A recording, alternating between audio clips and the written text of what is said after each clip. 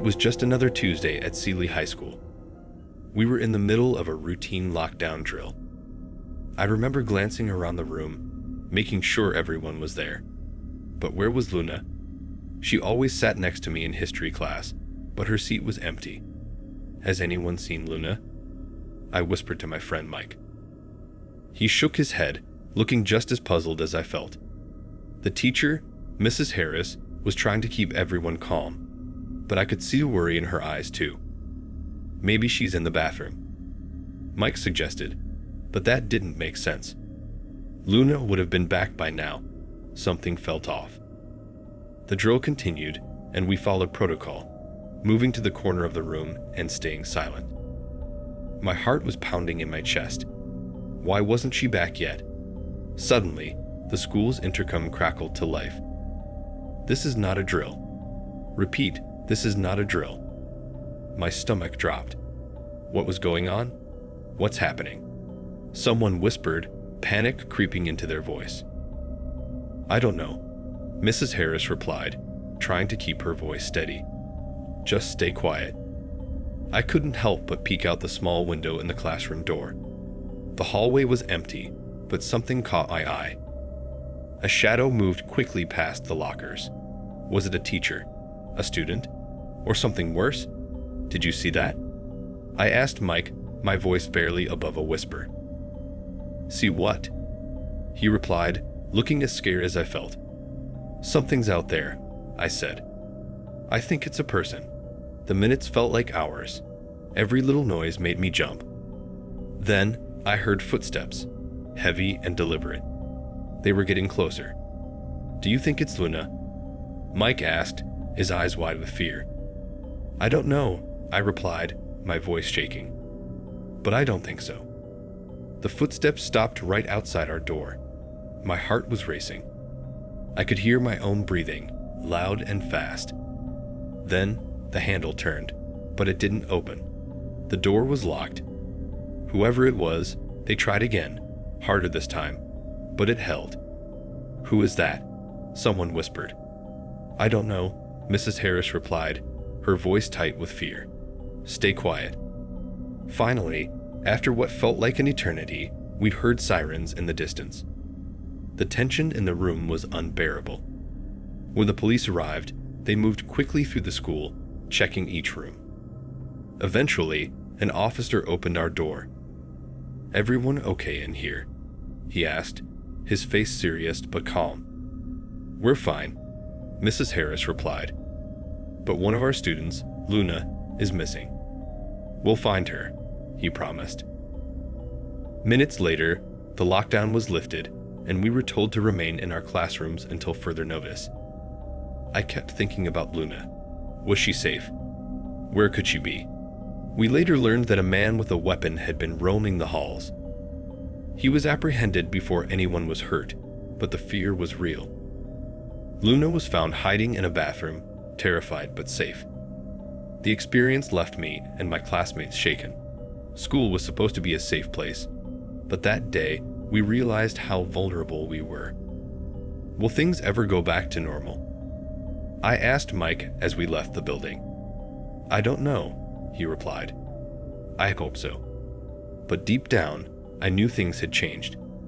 We had seen the reality of school security threats, and it was something we would never forget. Each time we had a drill after that day, the fear crept back in, the memory of that shadowy figure and the uncertainty of whether it was really just a drill or a genuine threat. Luna didn't come back to school for a week. When she did, she was different. Quieter. More withdrawn. I couldn't blame her. We all felt the impact, but she had been alone, facing that terror by herself. We all tried to support her, but the incident hung over us like a dark cloud, a constant reminder of our vulnerability. Our school implemented stricter security measures, but it was hard to feel safe again. Each noise in the hallway, each unexpected announcement sent a jolt of fear through us. We had learned that even in the supposed safety of our school, danger could find its way in.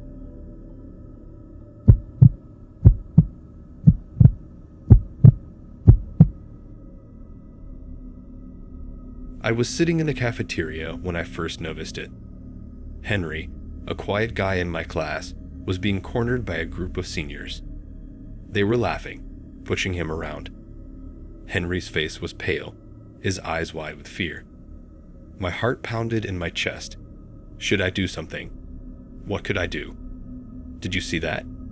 I whispered to my friend Emma, who was sitting next to me. Yeah, she replied, glancing over. It's awful. But what can we do? I decided to tell someone. After lunch, I went to the school office. I told the secretary about Henry and the bullying. She nodded, took some notes, and said they would handle it. But as the days went by, nothing changed. The bullying continued, and Henry seemed to get more and more withdrawn. One afternoon, I saw them again. The seniors had Henry pressed up against the lockers. They were taunting him, calling him names. My stomach twisted in knots. Why wasn't anyone doing anything? Why wasn't the school stopping this? Henry, are you okay? I asked him after the bullies left. He didn't answer, just shook his head and hurried away. I felt a lump in my throat. I had to do something more. So I went to the principal's office and reported the bullying again. This time, I made sure they understood how serious it was.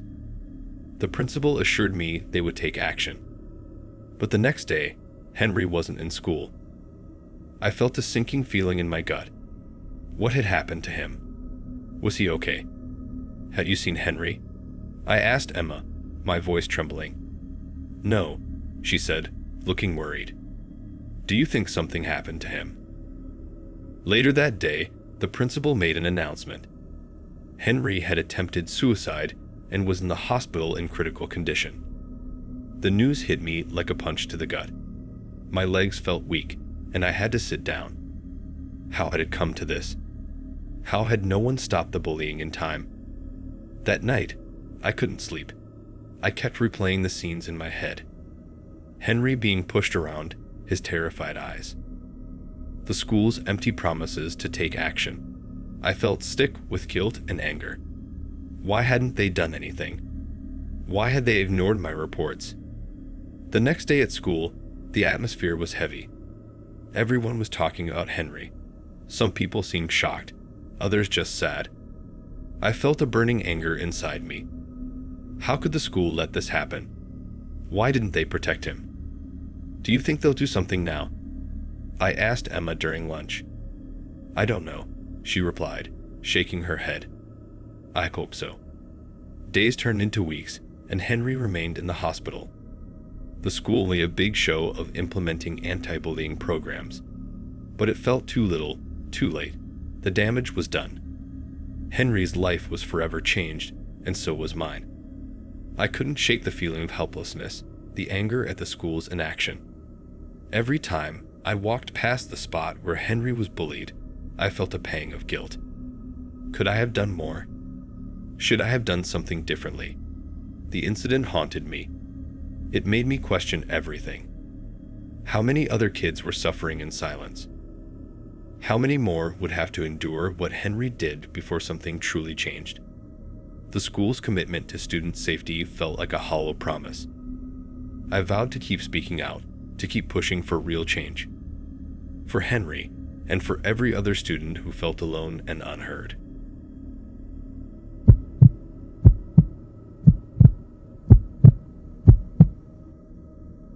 Ashley and I had been friends since middle school, always carpooling to school together. That morning, though, she didn't show up. I tried calling her, but there was no answer.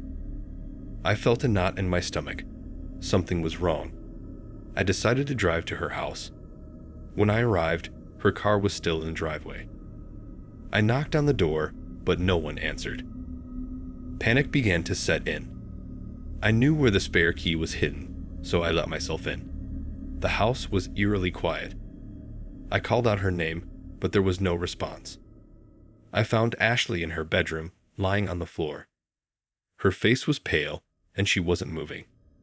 Empty pill bottles were scattered around her. My heart pounded in my chest as I rushed to her side, shaking her gently.